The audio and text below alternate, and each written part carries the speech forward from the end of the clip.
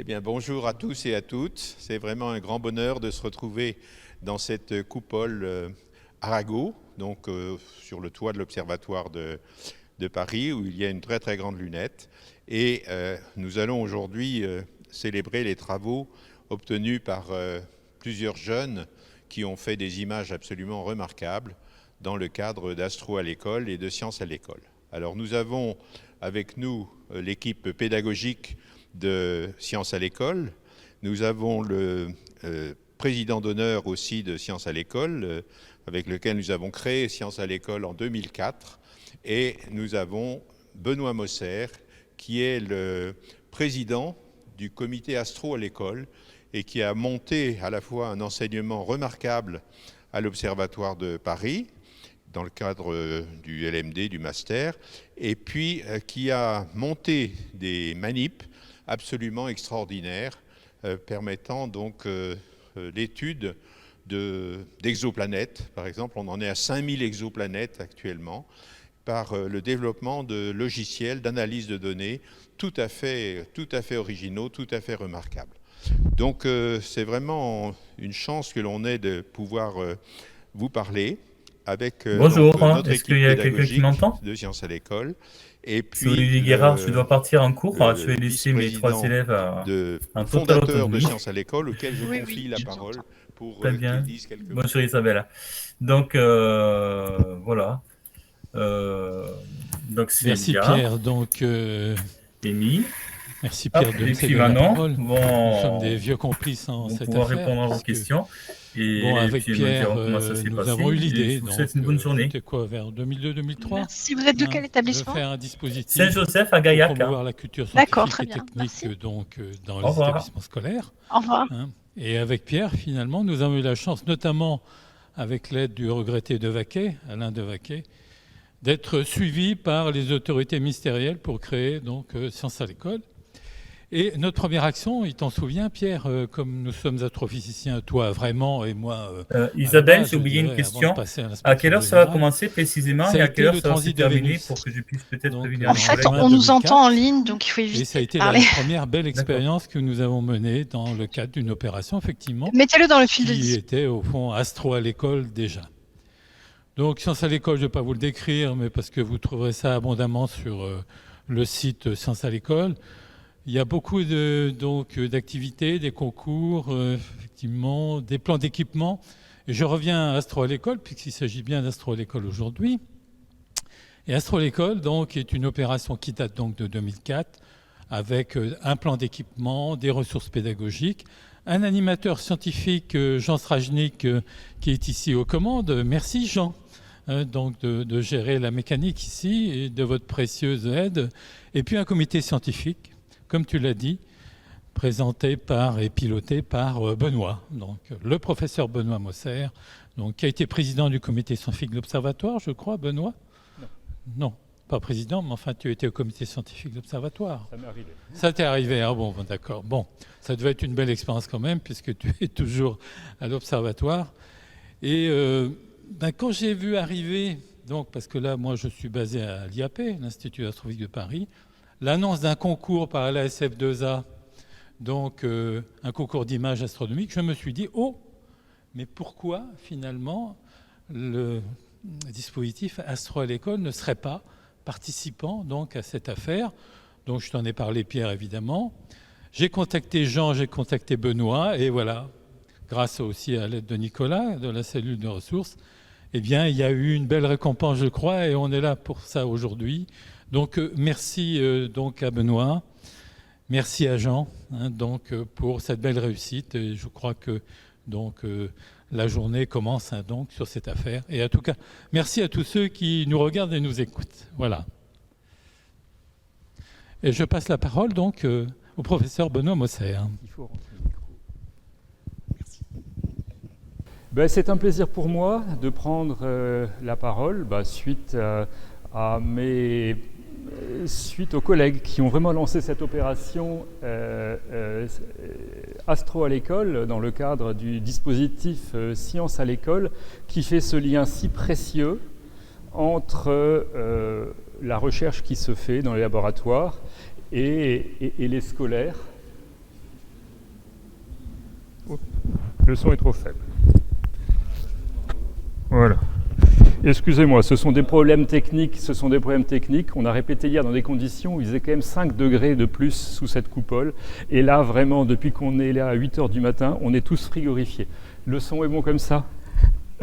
Bon, le message est quand même passé, j'espère, et on bénéficie donc vraiment de cette de Science à l'école pour faire ce lien, et Astro à l'école, avec ce dispositif qui consiste, comme l'a expliqué Jean-Yves Daniel, à apporter dans des établissements du matériel d'observation pour mener des activités astrophysiques, et via ces activités astrophysiques, pour découvrir la science qui se fait, la science qui n'est pas dans les livres, la science qui hésite, qui tâtonne, qui rencontre des problèmes parce que les conditions d'observation sont difficiles, parce que l'observation qu'on a prévue un soir, évidemment, il y a des nuages, parce que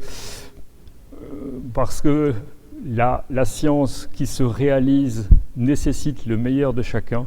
Et bien, Astro à l'école permet dans de nombreux établissements, plus de 70 lorsqu'on compte le matériel qui s'est déplacé, avec 45 télescopes et 24 lunettes qui sont prêtées, Astro à l'école permet de faire ça. Et donc, dans le cadre d'Astro à l'école, ça s'est développé, comme l'a expliqué Jean-Yves Daniel, ce concours ciel imagé, ciel imaginé, ciel représenté, par lequel on s'est dit qu'on avait moyen de renouveler l'utilisation du matériel, d'accréter d'autres établissements, d'autres ressources, d'autres énergies, pour réfléchir à ce que c'est qu'une image astrophysique.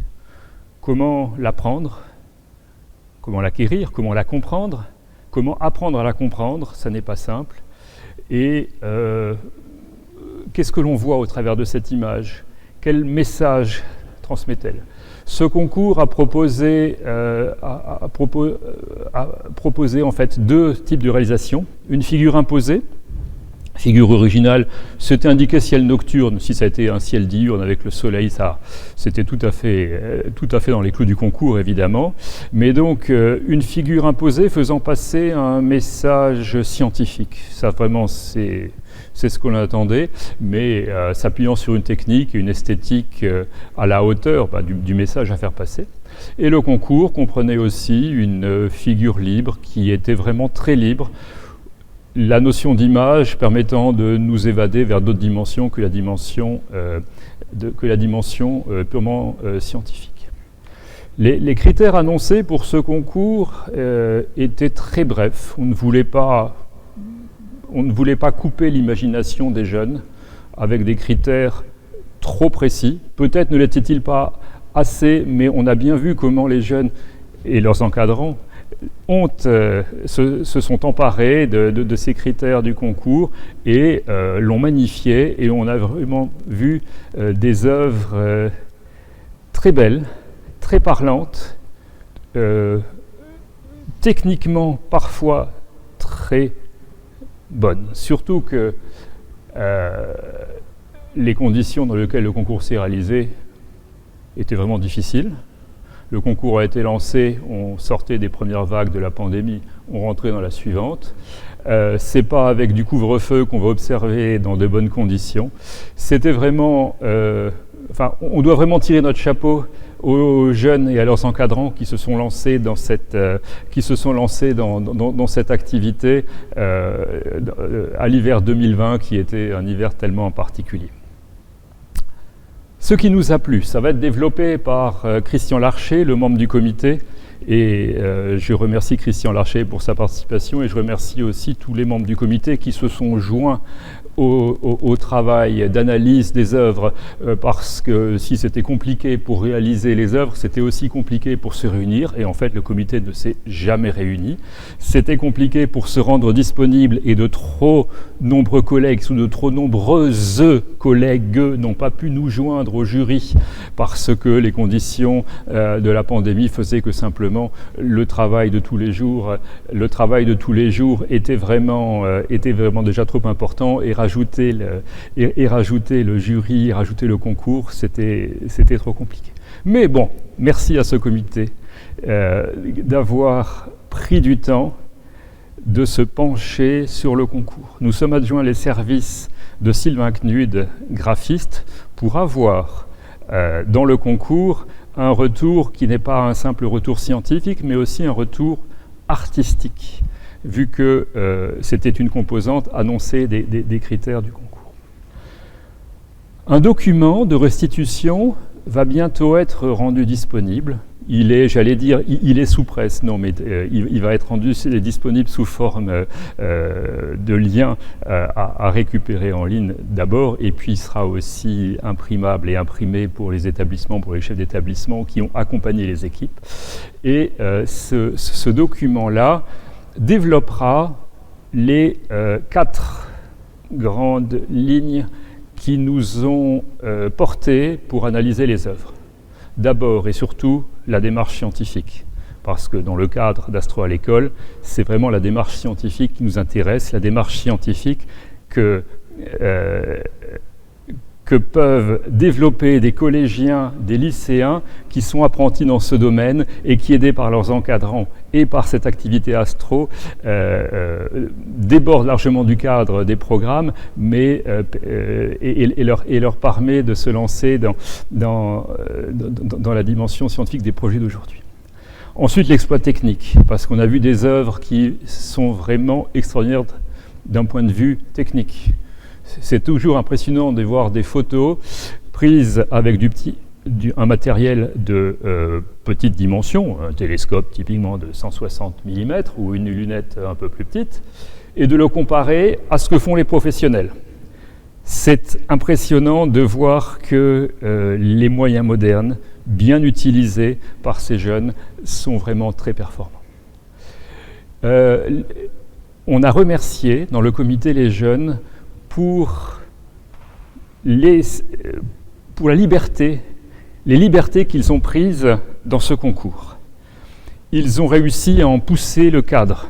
Ils sont allés au-delà de ce que l'on attendait. Ils nous ont surpris et vraiment c'était extraordinaire de voir une démarche scientifique tellement libre et restant performante menée par de jeunes scientifiques en herbe. Et surtout avec la figure libre, nous avons apprécié le rêve, l'émotion, la tendresse, le doute, les questions, la peur, la crainte qui passaient par ces images, mais il y avait vraiment une composante, là pour le coup plus scientifique, mais c'était voulu dans la figure libre, qui permettait à une image forte de nous faire voyager. Et c'était donc le 4e des directions d'analyse qui nous ont permis de jauger les œuvres. Les lauréats ont été prévenus, donc le lycée Canto à Anglet, le collège Maria Borelli à Digne-les-Bains, le collège Saint-Joseph à Gaillac, le lycée Marcel Gambier à Lisieux, le lycée Charles Despiau à Mont-de-Marsan, le lycée Blaise de Vignières à Saint-Pourçain. Et ils vont donc, ou ils ont déjà reçu, je ne sais pas où ça en est, les prix qui sont des caméras attiques de 2 types qui leur permettront, j'espère, d'aller encore au-delà des réalisations qu'ils ont faites et qui permettront d'accompagner les activités dans le cadre de clubs, dans le cadre des classes accompagnées, enfin dans les différents cadres dans lesquels les activités d'Astro à l'école peuvent s'épanouir, se développer et s'épanouir dans l'établissement. On espère que ça leur permettra d'aller au-delà.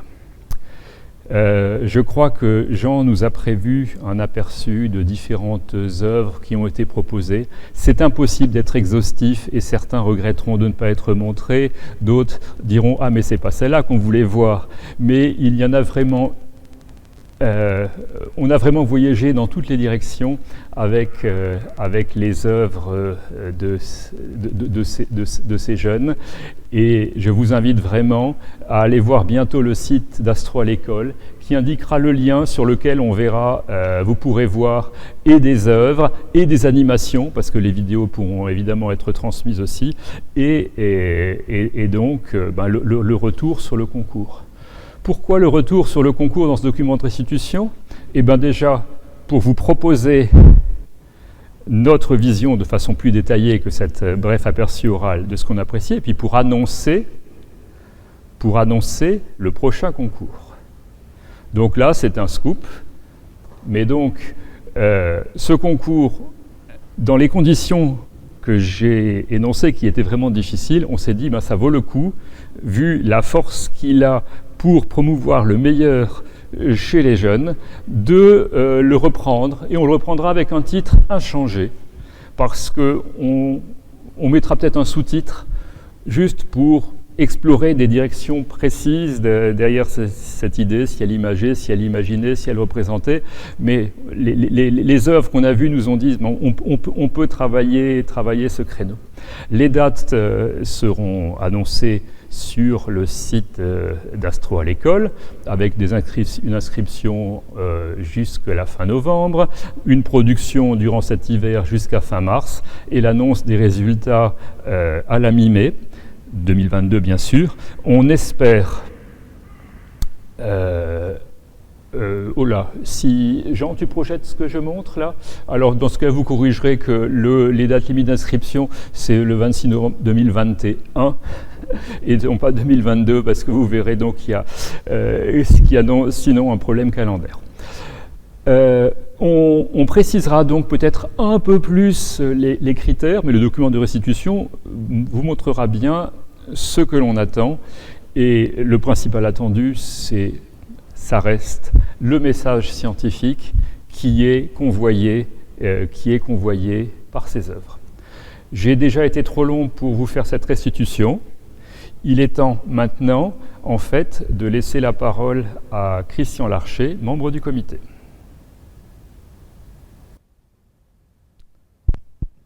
Voilà, Christian, est-ce que tu peux donc maintenant activer ton micro, qu'on t'entende?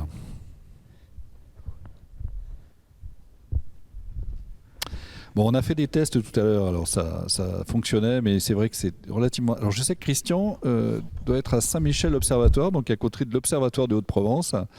Christian, est-ce que tu peux maintenant activer ton micro?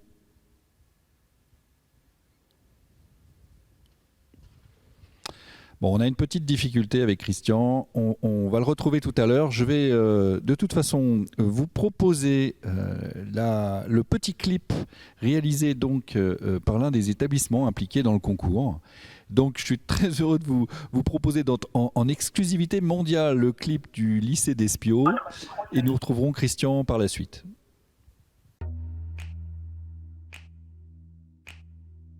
Nous avons utilisé le télescope Célestron 8 prêté par l'Astro à l'école, la monture motorisée EQ6 prêtée par également l'Astro à l'école et l'EOS 1100D muni d'un réseau Star Analyzer.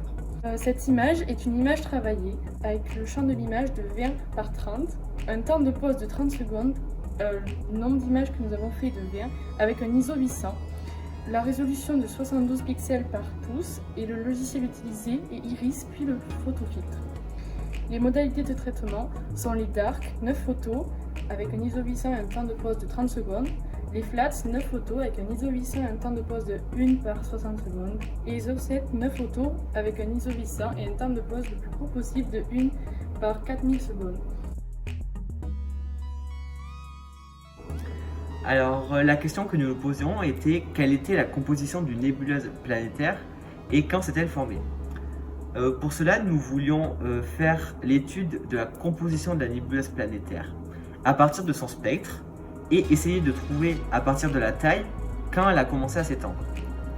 Alors nous n'avons pas eu le temps de faire l'étude précise de la composition de la nébuleuse, mais en superposant le spectre de Vega où l'on voit les 3 raies de l'hydrogène et celui de NG7662, nous voyons que le gaz principal ne semble pas de l'hydrogène. Mais il semble y en avoir, qui est représenté par la grosse tache rouge et les petites taches bleues de gauche. Il semble aussi y avoir des taches dans le bleu, le vert et le jaune, donc d'autres gaz. Mais pour en être certain, il faudrait refaire le spectre avec plus d'images. Il faudrait également l'étalonner avec le spectre de Vega pour avoir une idée plus précise des longueurs d'onde correspondant aux différentes taches de couleurs et ainsi pouvoir en déduire les différents gaz. Dans tous les cas, la nébuleuse contient en majorité un gaz émettant une couleur cyan, d'où elle tient son nom de boule de neige bleue.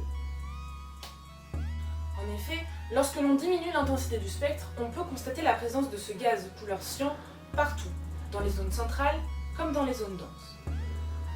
Nous avons évalué la date de formation à partir de sa taille, d'hypothèses sur la vitesse d'expansion des gaz, ainsi que sur sa forme sphérique. Nous avons trouvé une date d'environ 4000 ans. Voici les calculs. Maintenant, on a voulu trouver à quelle date explosait la nébuleuse de la boule de neige. Donc pour ça, on dispose de deux données, la vitesse d'expansion et la distance vers nébuleuse. Dans un premier temps, on a trouvé la taille de l'image puis la taille de la nébuleuse en pixels.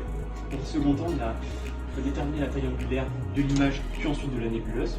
On a converti en degrés pour trouver 8,3 fois distance moins 2 degrés. Après, à partir d'une certaine formule, on a pu retrouver le diamètre de la nébuleuse. En divisant par deux, on retrouve le rayon de cette nébuleuse. À partir de ce rayon, on peut utiliser la formule T égale D sur P, T où D est égal à R. Et cette formule nous donne T égale 4300 années. Et donc cette valeur correspond à peu près à la date à laquelle a explosé la nébuleuse, soit il y a 4300 années. L'image nous amène à nous poser plusieurs autres questions.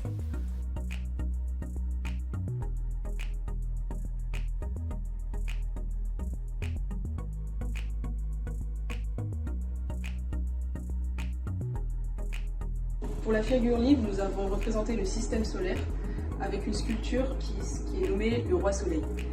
Les matériaux principaux, c'est du fil de fer, souple, enroulé pour faire les planètes et plié pour faire le corps du bonhomme.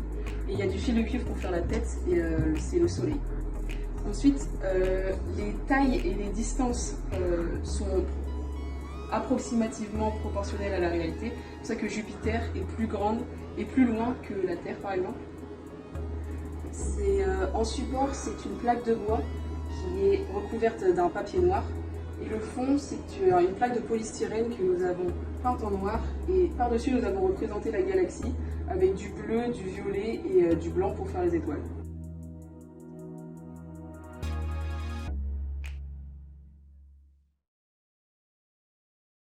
Bien voilà, donc on vient de suivre le clip du lycée d'Espio. Donc merci aux élèves et à leurs enseignants d'avoir réalisé ce petit clip. Nous allons retrouver maintenant, je ne cache pas que là c'est très acrobatique, nous allons retrouver nos amis qui sont en visioconférence. Alors Benoît est dans la coupole, donc il est devant son ordinateur, mais Christian lui est à Saint-Michel Observatoire. Oui. Donc maintenant, La caméra est activée, le micro est activé, on a les deux. Je vous Parce que ça va mets en relation ensemble. avec la visioconf. Mais bon.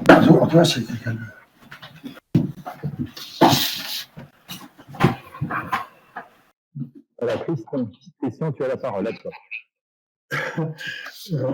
Mais il y a eu des présentations avant des élèves ou C'est à toi de parler au nom du comité, et puis après nous aurons l'échange avec certains élèves représentés.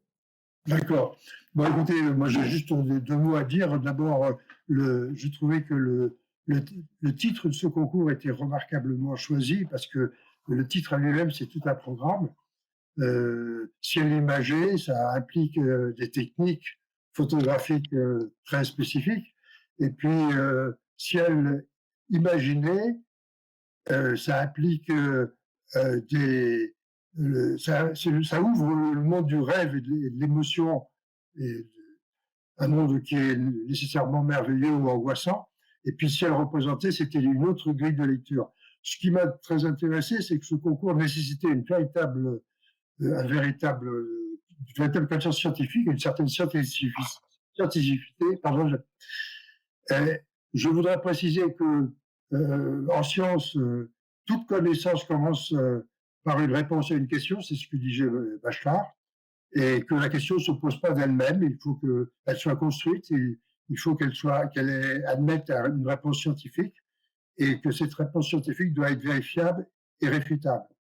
L'astronomie, on le sait, l'astronomie de base, ça commence par des observations, et ça nécessite donc d'utiliser des appareils, des télescopes, savoir les mettre en station, les régler. Ça nécessite des capacités techniques. Ça oblige à savoir mesurer ce que c'est, qu'est-ce qu'une mesure, comment une mesure, quand peut-on dire qu'une mesure est pertinente, savoir mettre en marche une véritable démarche scientifique, et puis donner des résultats qui soient à la fois clairs et réfutables. Tout ça était inclus dans les réponses des élèves. Je voudrais juste rajouter que, en plus de cet aspect scientifique qui était très largement existant dans tous les rapports, il y avait cette partie nouvelle d'ouverture à la créativité, à l'imagination, et surtout laisser une liberté très grande chez les élèves.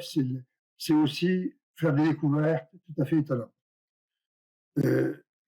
On a tous observé qu'il y avait dans ce concours, dans le résultat de la production des élèves,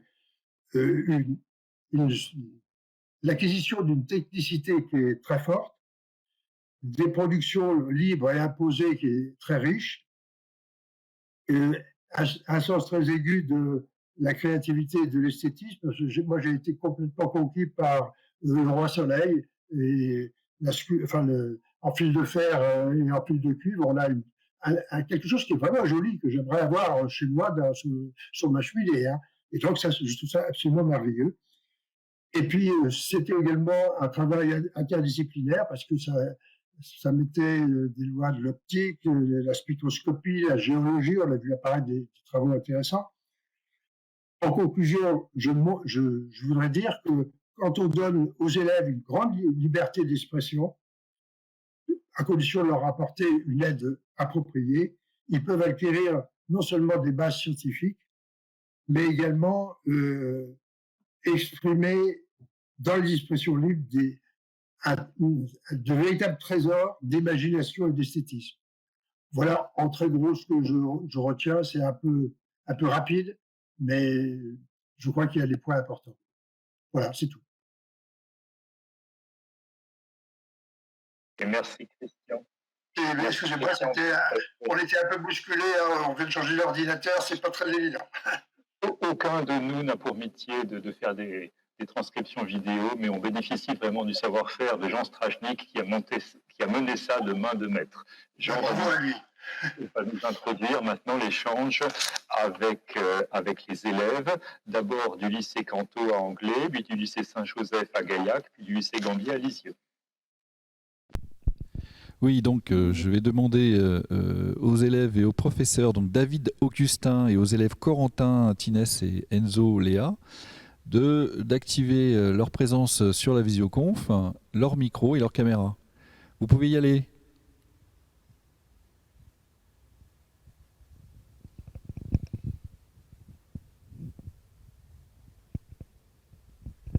Voilà, vous pouvez activer vos micros. Bon, si nos amis d'Anglet ne sont pas prêts, on va passer au lycée Saint-Joseph. Lycée Saint-Joseph de Gaillac. Donc c'est Olivier Guérard, leur enseignant, et 3 élèves qui normalement sont présents. D'ailleurs, je vois dans la liste Corentin, Enzo. Allez-y. Ou éventuellement le lycée Gambier de Lisieux, Jérôme Ozouf.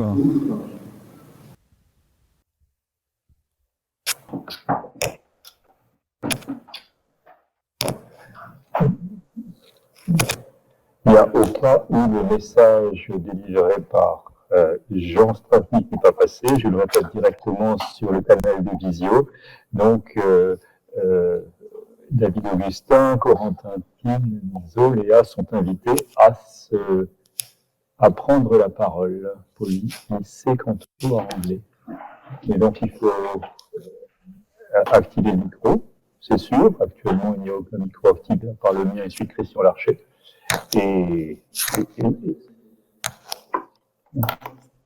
Voilà. Et si la caméra le permet, ah ben voilà, on voit Corentin. Bonjour Corentin. Bonjour à vous. Et on vous entend, Corentin. Je ne sais pas si je vais arriver à tenir le vouvoiement longtemps. Mais donc, Corentin, je ne sais pas si tu es accompagné d'Enzo et de Léa aussi.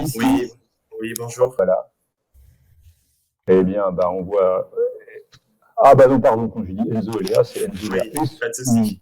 Voilà, bon, ça c'est... Évidemment, je me suis planté, il y avait une erreur à faire, je l'ai faite. Bon, écoutez, Corentin, Enzo, on vous écoute. On aimerait vraiment savoir ce que vous apporte l'activité astro en général, le concours en particulier, et puis aussi l'œuvre que vous avez produite. Voilà, les difficultés que vous avez rencontrées, le plaisir que vous avez rencontré, ce que vous avez appris, Et bon, à vous la parole, ce sera plus important de vous entendre vous maintenant. Alors, pour commencer, l'atelier astronomie, ça s'appelait atelier scientifique astronomie. On avait ça à hauteur de 1h30 par semaine, le vendredi. Et on fonctionnait par groupe et on devait mener à bien un projet. Et on pouvait être appuyé par l'aide de notre professeur, M. Augustin, pour une quelconque aide, une connaissance qu'on n'avait pas forcément. Et donc, notre projet, en fait, a collé parfaitement au concours auquel nous avons participé là. Voilà. Votre projet, vous avez choisi de travailler sur la nébuleuse sur Orion avant le concours ou bien ça s'est...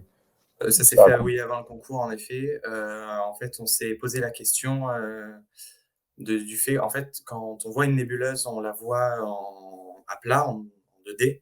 On s'est demandé ce que ça pourrait donner si on pouvait voyager à l'intérieur, la voir sous un autre angle ou en 3 dimensions. Voilà. Tout à fait, parce qu'en effet, votre œuvre figurera, j'espère, on aura des éléments de la retransmission. Vous nous avez proposé un voyage à 3 dimensions qui était impressionnant, avec des éléments techniques derrière. Vous les avez acquis comment, ces éléments techniques? Enfin, qu'est-ce que vous avez apporté au projet? Qu'est-ce que le projet vous a apporté? En ce qui concerne la partie modélisation, moi j'avais quelques bases, mais pour la deuxième partie du projet, là où on est vraiment à l'intérieur de la nébuleuse, on a du tout à apprendre parce qu'on maîtrisait absolument pas ce logiciel, c'était quelque chose de nouveau. Et on a eu problème sur problème pour tout ce qui était gérer les plans, les distances, faire tourner une caméra pour pouvoir voir à l'intérieur. Ça nous a posé pas mal de problèmes. Avoir problème sur problème, vous savez, vous êtes venu pour être chercheur, hein, parce que c'est notre quotidien, tous les jours. On bute chaque fois sur des choses que personne n'a faites, donc voilà, il faut les résoudre. Bravo. Et du coup, vous avez dit 1h30 par semaine. Avec 1h30 par semaine, vous avez réussi à mener à bien ce projet, ou bien ça veut dire que vous avez aussi passé des soirées, des week-ends, de ce genre des extras, quoi? Ouais, il a fallu des heures supplémentaires. Donc oui, en effet, le soir, le week-end, pour pouvoir continuer à avancer sur le projet, essayer de le rendre dans les temps. Donc oui, voilà. Très honnêtement, je pense qu'en temps extra, on est à quelque chose comme 40-50 heures. 40-50 heures, oui, c'est pas mal. Bon, écoutez, à la fin, ce qu'il faut dans ce genre d'activité, c'est se dire qu'on aime le faire et qu'on apprend des choses, et donc le temps compte moins peut-être. Mais bon, j'imagine qu'il y avait aussi votre scolarité à côté qui avance. Un message à faire passer que vous nous raconteriez en un mot, une phrase, un paragraphe chacun, et puis on passera à vos collègues des autres lycées. À quel niveau? Mais ce que vous voulez.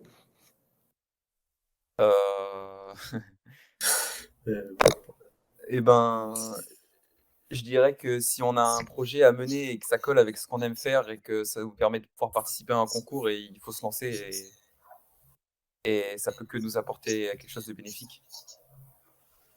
Donc je vais revenir sur ce qu'il a dit. Oui, il faut pas hésiter à participer à ce genre de choses. Voilà, on apprend énormément, on partage, etc. C'est hyper intéressant comme type de projet. Merci beaucoup pour ce retour, parce que nous, ça nous aide, nous, pédagogues, scientifiques, enseignants, votre énergie et votre enthousiasme, en fait, nous aident à vous accompagner. C'est important. On peut vous apporter du signal, mais on ne peut pas vous apporter l'énergie, la fougue, la jeunesse que vous avez. Bon, merci beaucoup Corentin, merci beaucoup Enzo. J'espère que on peut rapidement avoir maintenant les interventions des représentants du lycée Saint-Joseph. Je n'ai pas le nom des élèves qui sont là. Peut-être Monsieur Olivier Guérard est en ligne. Ah ben voilà le club Astro Saint-Joseph. Bonjour. Et on vous entend très bien. Bien, écoutez, Voilà, ceux qui sont sur le bord sont un peu coupés, mais on comprend bien que les conditions Covid ne vont pas trop se rapprocher non plus. Bon, écoutez, même question. Dans quelles conditions conduisez-vous votre activité astronomique? Comment avez-vous vécu le concours et comment vous êtes-vous projeté dans cette œuvre? Est-ce que ça vous a apporté, les difficultés rencontrées, les plaisirs? Tout ça, ça nous aide et ça permettra de lancer le prochain concours aussi. À vous. C'est notre professeur, M. Guérard, qui a créé un club astronomie dans notre collège-lycée. Donc, les élèves de n'importe quel niveau peuvent s'y inscrire en début d'année. Et donc, c'est 1 heure par semaine. Et on travaille ensemble, en général, chaque année sur un projet et pour participer à des concours. Et juste pour le plaisir de l'astronomie. Bien, pour le concours, vous avez fait voyager par une BD, c'est ça? Oui. Voilà, qui a eu l'idée de cette BD? Vous avez utilisé des outils, j'ai l'impression que l'on peut trouver assez facilement, mais qu'il faut maîtriser. Vous êtes arrivé avec ces compétences déjà sur le projet, ou bien vous les avez sur le concours, ou bien vous les avez développées? On les a développées grâce à une application qui s'appelle BDNF, créée par la Bibliothèque nationale de France, qui permet de faire des BD. Après, on a transposé nos propres photos sur la BD pour pouvoir et nos connaissances pour pouvoir. Ok. Désolé, je vous ai interrompu. Vous n'aviez jamais utilisé cet outil de développement de BD auparavant? Non. Ben ça, je retransmettrai au comité parce que c'est impressionnant. C'est vraiment impressionnant la façon dont vous êtes emparé de cette technique pour faire porter un message, vraiment un message efficace. Et donc, bravo, c'était super chouette. Et le fil conducteur, parce que la BD est un outil, mais après, derrière, il y a le message scientifique. Ce voyage que vous avez imaginé, là, comment est-ce que ça vous est venu? Vous pouvez nous en dire un peu plus? Ben, en fait, tout d'abord, c'est notre professeur qui nous a parlé donc, de ce concours et qui nous a exposé donc, l'idée de la BD. Et après, il nous a dit de chacun réfléchir à des phénomènes astronomiques, on va dire, qui sont dans l'espace. Et donc, le fil conducteur, on va dire, c'est l'espace, parce que tout ce qu'on a, les BD sur les thèmes qu'on a pris, ça se situe dans l'espace. Ouais. C'était impressionnant, vous avez abordé plein de thèmes. Vous avez plein de temps, vous avez plein d'énergie, ou les deux à la fois pour faire ce développement? Déjà, on s'est organisé en plusieurs groupes, donc chaque groupe avait un peu son thème ou son sujet. Donc chaque groupe s'est un peu concentré sur le sujet. Enfin, il l'approfondit par groupe. D'accord. Ok, donc on comprend que vous avez réussi à faire une œuvre qui apparaît, j'allais dire, unique et individuelle, parce qu'elle a son unité, alors que c'est la juxtaposition de plein de projets. Ben, écoutez, ça c'est aussi admirable, parce que vraiment, on voit la force du collectif, et on voit que 1 plus 1 plus 1 plus 1, ça fait beaucoup plus que la somme arithmétique, quand les énergies comme ça s'organisent et se complètent. Là, vraiment, bravo. Merci. Merci. Voilà. Juste après cette œuvre, vous avez envie d'explorer autre chose, parce que le style de la BD va vous permettre d'aborder d'autres mondes, ou bien ça vous donne envie de creuser cette activité encore dans le cadre du Club Astro? Un peu des deux. Un peu des deux. Parce que ça nous a apporté des connaissances, parce qu'on ne savait pas nécessairement se servir de ce site, mais on a envie aussi de faire de nouvelles connaissances par rapport à d'autres supports. Très bien. Je disais que le comité s'était adjoint pour l'examen des œuvres, des compétences d'un graphiste, Sylvain Knud, qui est aussi, en fait, qui produit des BD à ses heures et qui était vraiment impressionné par toutes les petites techniques, les petits trucs que vous avez mis. Donc, bravo encore. C'était vraiment, ça montre que les voies pour faire porter un message scientifique sont diverses. Même question qu'à vos collègues du lycée Canto, si vous voulez en un mot, en une phrase, en un paragraphe, simplement faire passer un message. C'est le moment. On peut faire passer, de transmettre notre passion à d'autres élèves, parce que l'astronomie, c'est super intéressant et il y a beaucoup de choses à découvrir.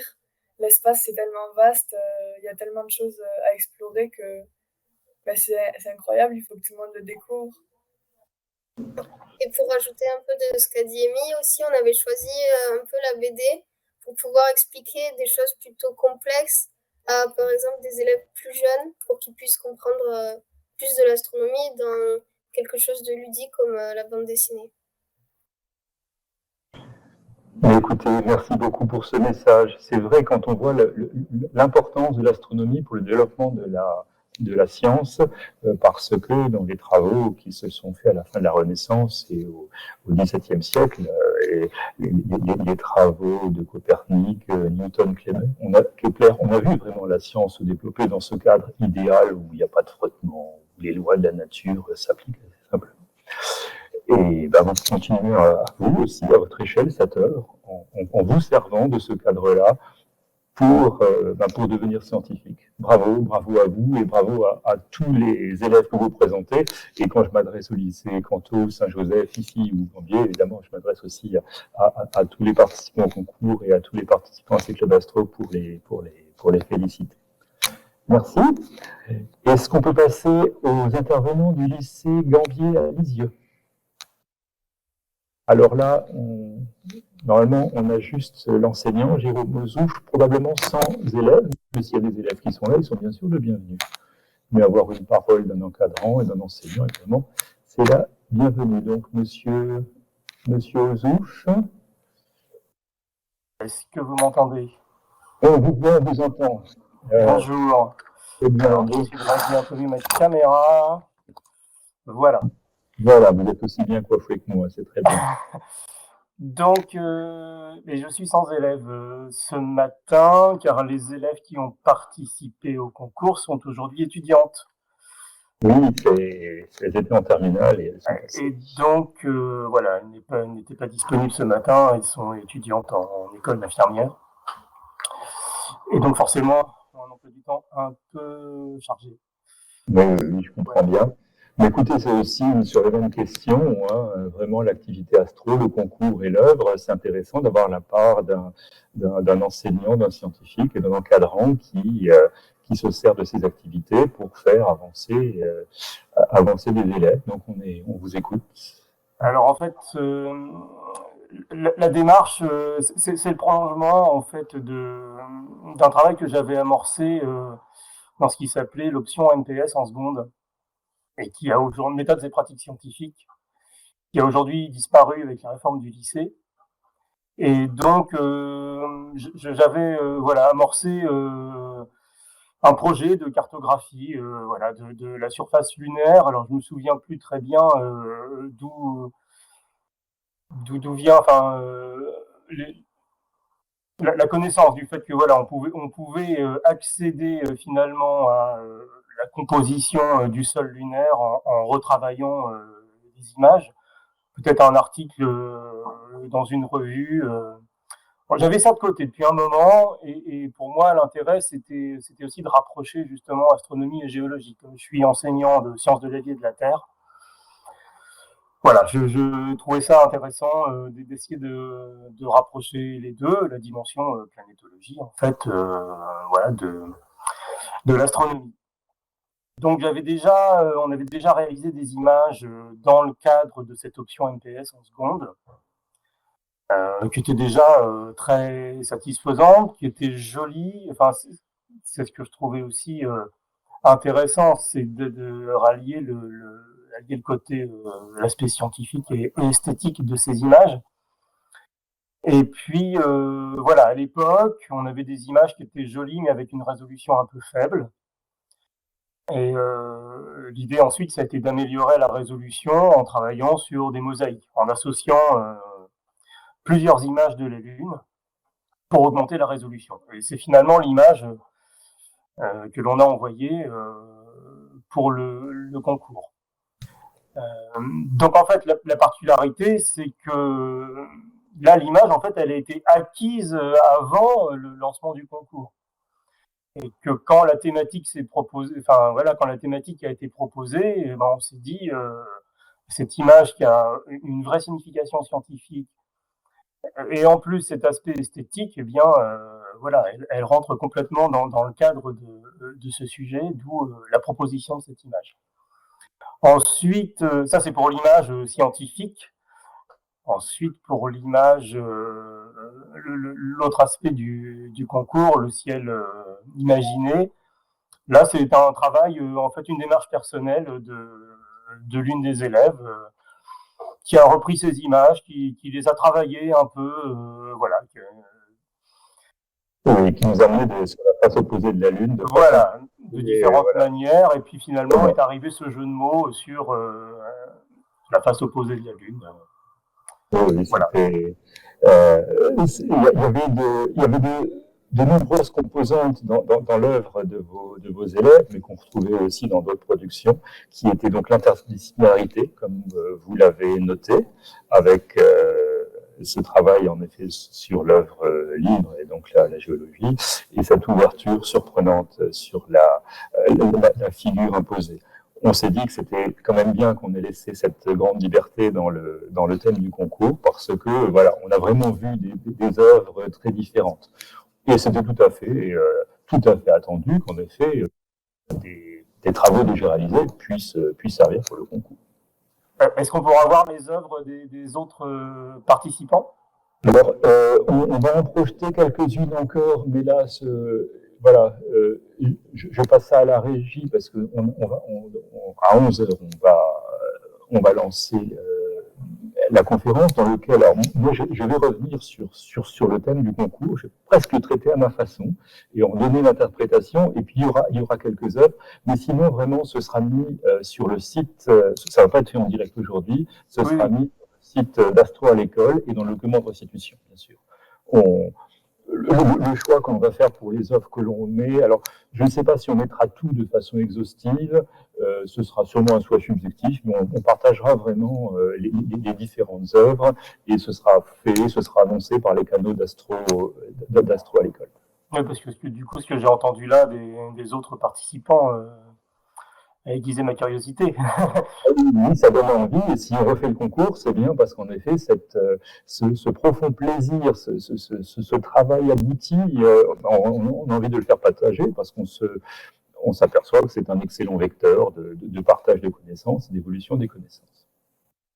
Je me permets de vous poser la même question que poser aux jeunes qui ont parlé, si vous voulez simplement faire passer un message lié à cette activité, lié au concours, en un mot, une phrase, un paragraphe. Alors, peut-être plus généralement sur l'opération Astro à l'école, moi j'ai un grand merci à transmettre voilà, aux organisateurs de l'opération Astro à l'école. On a quand même là dans les classes un matériel qui est tout à fait extraordinaire dans le cadre d'un établissement scolaire. Et voilà, ça, je trouve ça vraiment exceptionnel. Merci pour ce message. Moi, juste si je peux me permettre, voilà, je regrette un petit peu que aujourd'hui l'astronomie soit un peu diluée dans tous les programmes d'enseignement. Et là, personnellement, moi, je rencontre une difficulté. C'est justement de faire le lien entre mes enseignements et puis l'exploitation du matériel Astro à l'école. Depuis la disparition de l'option MPS qui nous laissait une grande liberté de sujet. Voilà.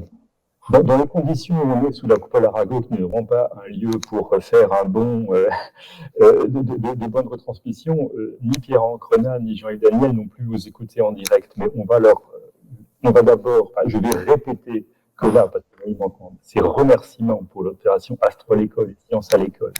Et oui, c'est notre rôle à nous et à mes collègues qui ont eu des carrières prestigieuses, de s'être servi de ces carrières comme tremplin pour faire ce lien entre le monde de la recherche et l'enseignement.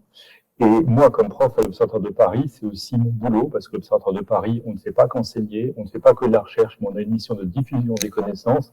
Et ben, je suis fier de participer à ce genre d'activité, pas de la fierté pour moi, mais de la fierté pour le développement scientifique dans les collèges, dans les lycées, et on a même des actions dans les écoles déjà, dès la maternelle, en fait. C'est important. Et je fais passer le message. Bon, Jean-Daniel a été inspecteur, mais n'a pas action sur les programmes. Mais en effet, on aimerait que l'astro reste toujours à utiliser comme meilleur vecteur pour la science en lycée. Merci beaucoup pour ce message à vous. Merci à vous. Intervenants. Nous, on fait une petite pause et puis on se retrouve à 11. Voilà, donc on ne fait pas de pause. Je laisse la parole à Jean Strajnik. Bien, merci à tous. On va profiter des quelques minutes qui nous restent pour vous proposer quelques extraits du livret donc, qui a été composé par Sylvain Knut, donc, le graphiste de l'Observatoire, et donc en fond un peu de musique. Donc là, vous avez 2-3 minutes de pause, mais en musique et avec des images.